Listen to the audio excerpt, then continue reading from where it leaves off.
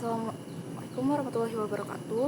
Perkenalkan, nama saya Ali Fitrulita dari Teknik Geologi Angkatan 2024. Jadi pada kesempatan kali ini saya akan menjelaskan tentang batuan metamorf.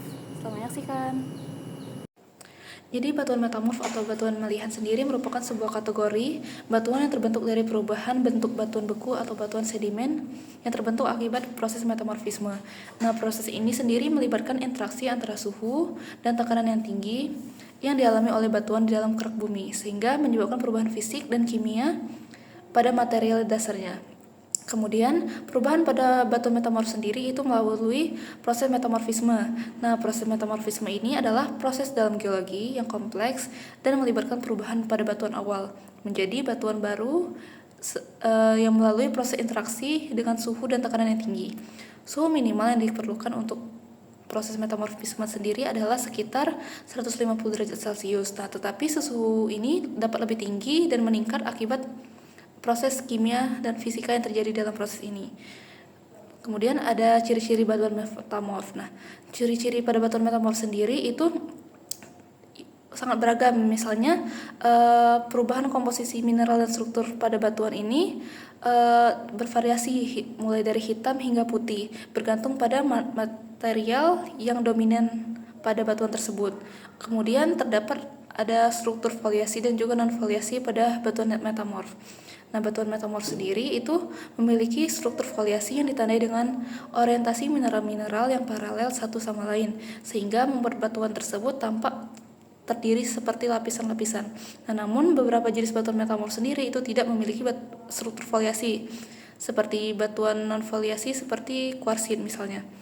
Kemudian bentuk-bentuk pada batuan metamorf sendiri berupa euhedral, subhedral, dan anhedral. Nah, tekstur batuan metamorf sendiri juga beragam, mulai dari batuan yang halus hingga batuan kasar, tergantung pada mineral yang dominan dan proses metamorfismenya. Selanjutnya ada jenis-jenis batuan metamorf, itu telah dijelaskan sebelumnya, yaitu terdapat dua, yaitu batuan foliasi dan juga batuan non-foliasi. Beberapa jenis batuan metamorf sendiri itu misalnya granit, gneiss, atau schist itu adalah contoh dari batuan foliasi.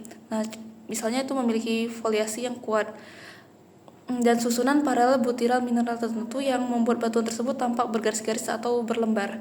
Nah, foliasi sendiri terdiri dari tekanan pada mineral yang pipih dan memanjang di dalam batuan sehingga menjadi sejajar.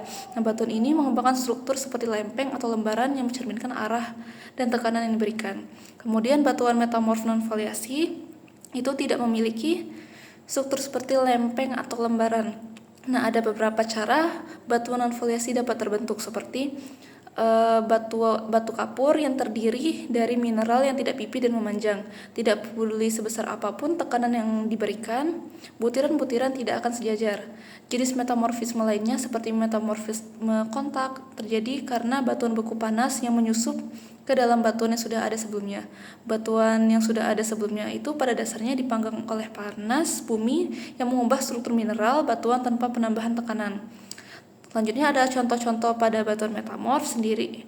Nah, contoh-contoh ini sendiri pada batuan metamorf itu sendiri terdapat beberapa, misalnya ada batuan slate itu terbentuk karena shell yang terkena tekanan tinggi dan memiliki struktur foliasi dan teksturnya memiliki tekstur seperti butir halus. Selanjutnya ada batu marmer yang terbentuk karena batu gamping yang terpengaruhi oleh magma dan memiliki tekstur non foliasi. Selanjutnya ada batu gneiss, itu terbentuk dari batuan beku yang terkena tekanan tinggi dan memiliki struktur foliasi. Selanjutnya yang terakhir itu ada batu kuarsit yang terbentuk dari batuan pasir yang terkena tekanan tinggi dan memiliki tekstur non foliasi. Selanjutnya ada pemanfaatan batuan metamorf. Nah, batuan metamorf sendiri itu memiliki manfaat yang luas dalam berbagai sektor ya. Misalnya sebagai dalam industri batuan bangunan itu terdapat batuan marmer dan granit yang digunakan sebagai bahan bangunan dekoratif karena kepadatan dan keestetikannya. Selanjutnya dalam industri gelas dan keramik itu terdapat batuan kuarsit yang digunakan sebagai bahan utama dalam produksi gelas dan keramik karena kandungan kuarsanya yang tinggi. Selanjutnya dalam industri sabak itu terdapat batuan slate yang digunakan sebagai sabak dan trotoar karena keuletannya dan kemampuannya untuk membelah menjadi lebaran yang tipis.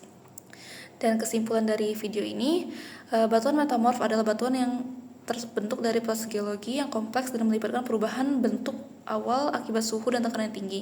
Sekian penjelasan batuan metamorf dari saya. Saya harap video ini dapat bermanfaat bagi kita semua. Saya akhiri. Wassalamualaikum warahmatullahi wabarakatuh.